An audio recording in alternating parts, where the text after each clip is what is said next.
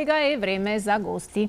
Нашата Искра е веќе во другиот крај од студиото, а со неа заедно е доцент доктор Весна Бришковска-Бошковски, специјалист по дерматовенерологија од Аџибадем, Систина. Добро утро, докторка, добре ни дојдовте. Искра, верувам дека ќе имате користен разговор за гледачите и пред да го почнете, само да ти кажам дека полесно се будело со джес наутро. Да? Да, искусено, искуствено. Ќе ти дадам и тебе да пробаш. Ќе пробам, само треба да утекне. Тоа е проблем. Треба нешто да ме потсети дека тоа треба да го направам рано наутро. Ќе те потсетам. Повелете. Да, ќе зборуваме за нешто што докторке, добро утро и од мене, Сузе веќе ве представи и ве најави. Никој од нас не сака да има акни, никој од нас не сака да има лузни од акни, но ете за среќа постојат третмани кои што можат не само да ги ублажат, туку и сосема да ги отстранат. Тоа е она за кое што денес ќе зборуваме, но ајде прво од самиот почеток, како настануваат лузните од акни? Како што и рековте, акните се една од најчестите патологии кои што ги среќаваме во нашата пракса и нормално како нивни последици или секвели може да настанат лузни. И тие очигледно не се животно загрозувачки состојби, меѓутоа пречат секојдневно да ги гледаме, така. Не се животно загрозувачки состојби, но некаде ги дефинираат како една од највознемирувачките долгорочни последици од акни, кое што не само што делува штетно врз физичкото здраве на пациентот, меѓутоа и врз неговата ментална, но и социјална благосостојба. И студиите потврдиле дека кај тројца од 5 тинејџери, токму акните, но и лузните од акни може да направат пад на неговата самодоверба, социјална изолација, преокупираност од тој надворешен изглед и некогаш дури и депресија. А веројатно и околината и другите другарчиња ја знаат, можеби подсмев да прават на таа, па има разни прекари. Тука е таа социјална изолација. И се како настануваат, акните се генерално еден воспалителен процес, тоа е основата на нивниот патофизиолошки механизам и во процесот на нивно санирање или заздравување, кожата на тоа место каде што има акна практично прави еден вид на фиброзно ткиво кое што ние го нарекуваме лузна. И сега нема сите пациенти после акните да имаат лузни. Значи повисок ризик за да настане лузната имаат кај оние пациенти кои што имале, да речеме, потешка форма на акни, тоа се оние болни, црвени, цистични, нодусни акне промени на кожата. А колку самите ние придонесуваме, затоа што знаеме, сега знаеме. Точно, да, има луѓе кои што едноставно рацете им се постојано околу лицето. И тоа и сами думи операција им правиме. Да нема чепкање, да нема стискање, бидејќи тоа и го зголема воспалителниот процес, а со тоа и ризикот за лузни. Значи ние не можеме затоа од старт да предвидиме кај кого ќе има лузни од акни, затоа препорачуваме кај сите оние пациенти што има акни на време на посета кај специјалист дерматолог, значи брзо и ефикасно третирање со цел да се превенира, спречи, односно минимизира можноста да се појават лузни. Какви се типови на лузни постојат? Како ги класифицирате? Значи има неколку различни класификации, но нашата најчеста користена поделба е согласно нивниот изглед или морфологија. И врз основа на тоа имаме три типа на акни. Првиот тип се атрофични, кои што се воопшто и најчести типови акни и тие се едноставно вдлабнување во кожата. Значи кога се санирала, кога заздравувала акната, има намалена пролиферација на фибробласти, тоа го гледаме како намалена синтеза на колаген и пад на или атрофија вдлабнатина во кожата. Вториот поредок тип се хипертрофичните, тие се практично спротивни од овие, значи тие се левирани, издигнати, цврсти по својата конзистенција, и келоидните како најретка форма, тие се слични на овие претходните, но уште поголеми, поцврсти по конзистенција, знаат да имаат променета боја на кожата, се обично потемни од околината и најчесто се асоцирани со јадеж. Зошто е битна оваа класификација? Битна е затоа што согласно типот на лузната понатаму одредуваме кој е најдобар тераписки модалитет, бидејќи сите лузни не се третираат исто кај сите пациенти. Сега какви се третмани постојат? Како се третираат воопшто? Така, генерално и во нашата држава денеска најсовремените медицински технологии секако се присутни и благодарение на нив ги третираме лузните од акне. Јас секој пат кај секој пациент нагласувам дека она што го кажавме на почетокот, комплетно странување е многу тешко, можеби невозможно, но сепак овие методи допринесуваат да се добие еден висок тераписки одговор и ефект кој што практично ќе биде еден сосема прифатлив козметски изглед, нели, односно подобрување на изгледот на лузната. Во секој случај пристапот кај секој пациент е индивидуализиран, бидејќи не сите лузни ги третираме исто кај сите пациенти, така што пристапот по сите најнови протоколи е мултимодалистички, тоа значи сепак најдобар тераписки одговор постигнуваме кога има комбинација на различни тераписки процедури со цел да се постигне најдобар ефект во основа и генерално кога пристапуваме кај овие пациенти, изборот на процедурите кои што ќе ги вклучиме зависи од неколку фактори. Значи каква е состојбата на лицето, какви се лузните, колкава е нивната големина, колку се длабоки. Понатаму многу е битна толеранцијата кај пациентот, значи дел од овие процедури се инвазивни и агресивни. Толеранцијата е особено значена колку тие ќе ги издржи. Понатаму финансискиот трошок секој пат се зема во предвид. Најголем дел од овие процедури на секаде во светот се приватни, значи прават едно финансиско оптоварување и неговите очекувања понекогаш се преголеми, така да и тоа е еден фактор кој што треба да се земе во предвид. Пред да се започне, секој пат има некои мерки на предпазливост. Значи, многу е битно да нема активни акни. Значи, најпрво да се стават под контрол акните. Што значи ако пациент за време на адолесценција, за време на пубертет, го исклучувате, така? Треба да заврши тој период за да дојде? Па добро, генерално и во најголем дел од случаевите акните завршуваат во адолесценцијата. Да. Меѓутоа, нас не е битно да е ставен тој воспалителен процес под контрола, бидејќи во спротивно, ако ние почнеме да ги третираме акните, постои можност за појава на нови.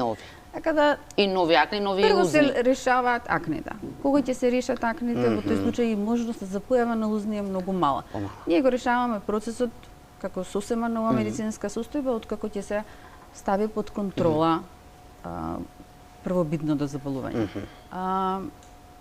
И генерално сме многу предпазливи кај лица кои што имаат одредени дерматолошки, други состојби кои што може да пречат на процедурите. И особено сме внимателни кај луѓе кои што се можеби на терапија со изотретиноин, тоа се лекови кои што се користат во терапија на акни, и особено внимателни кај лица кои што се со потемна боја на кожа или велиме Фицпатрик тип 4 и нагоре, бидејќи тие се склони кон ваквите процедури, даваат ризикови пациенти постпроцедурално да се направи постинфламаторна хиперпигментација, тоа се флекички на кожата кои што може ги подобрат лузните, ама да направат еден можеби козметски неприфатлив изглед токму ради тие флеки и хиперпигментација. Кои третмани најчесто ги користите, се работат во аџбадем систина, така да речеме? Најчестите третмани се тие така наречени третмани кои што предизвикуваат ремоделирање на колагенот или во превод сите оние процедури кои што стимулираат неоколагенеза или синтеза на колагенот.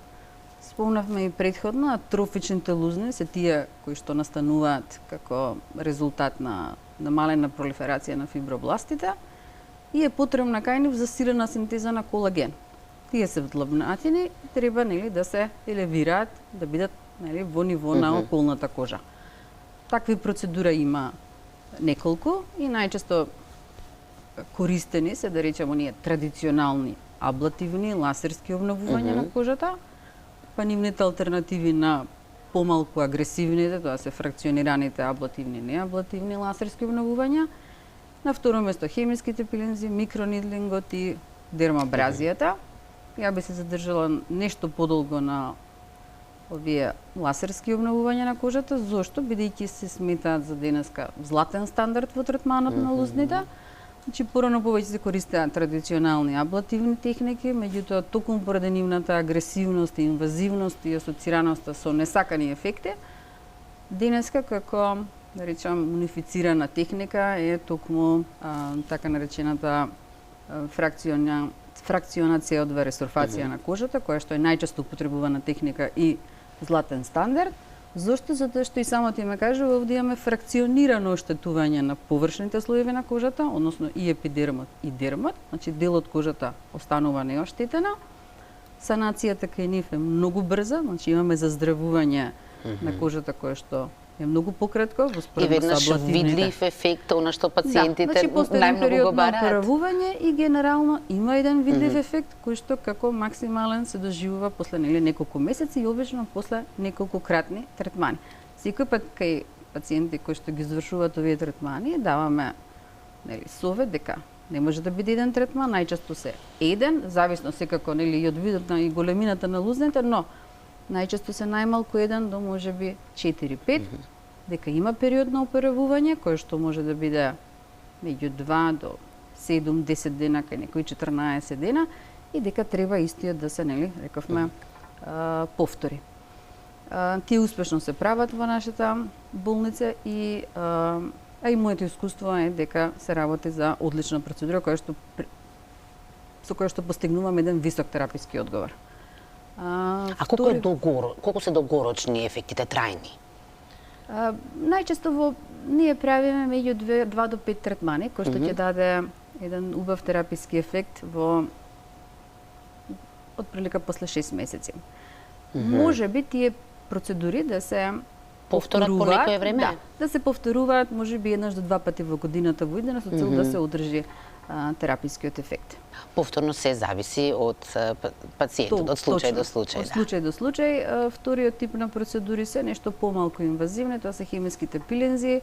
Тоа е процедура, едноставно се нанесува хемиска супстанца на површината на кожата, таа е во различни концентрации и токму таа супстанца понатаму врши еден вид контролирано оштетување на кожата, се ексфолира површниот слој, односно се одлупува, најпросто кажано. И добиваме нова кожичка после тоа, така?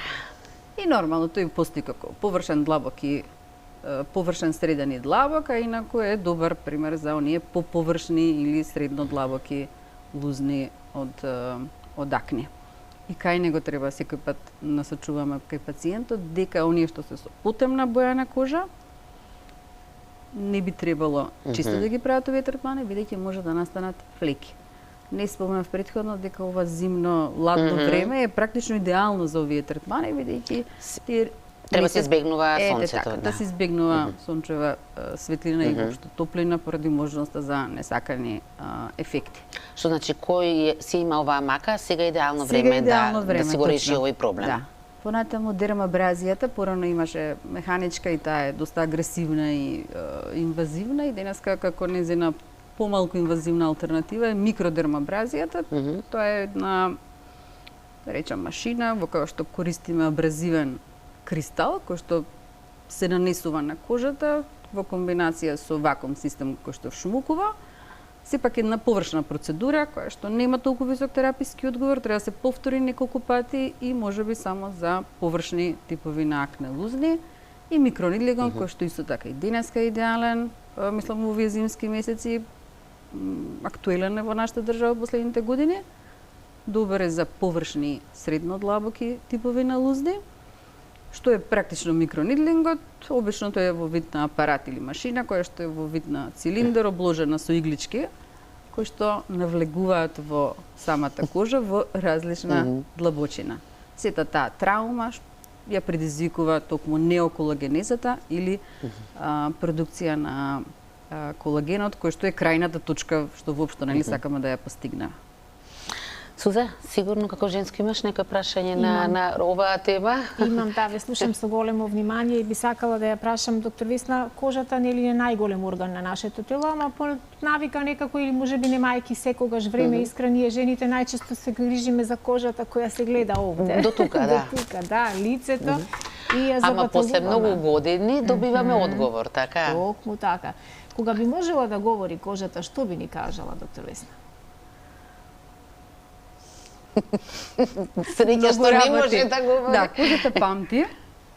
Нешто што јас стално го препорачувам кај сите пациенти е дека моментално најштетна за нашата кожа е сонцето.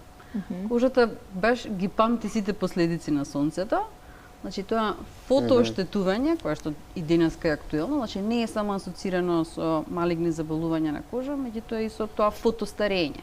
Така да нешто зашто кожата во иднина на долгорочно на долги стази би не била благодарна е токму употребата на крема со заштитен фактор, односно фотопротекција. Тоа генерално ќе ни даде една добра предност во процесот на рејовинација или борбата против старењето. Така, ви благодарам. Докторке, имам уште некоја минутка. Се надевам да на крај би сакала со некои совети како да ги спречиме акните. Знаеме дека најчесто за време на пубертетот кај некои луѓе после тој период исчезнуваат, кај некои продолжуваат. Така. Зошто тоа така? Дали се некои едноставно посклони или повеќе грешки прават во начинот на живење од останатите? Значи, нормално во оној адолесцентен период акните се најчести и се најчести кај машките. Меѓутоа имаме сега и еден ентитет, ги викаме адултни акни, значи да се појавуваат и после адолесцентниот период и тие се почесто кај жените. Ризик факторите генерално не се преразлични кај едната и во втората група, меѓутоа во однос на адултните акни токму некои карактеристики во однос на лајфстајлот допридонесуваат. Значи не само хормоналните фактори, тука се можеби неправилна хигиена на лицето или користење на одредени препарати кои што ги велиме дека се комедоногени или се им прават или козметика комедоногена, која што им прави една склоност да се запушуваат порите на кожата и со тоа да се одржуваат акните.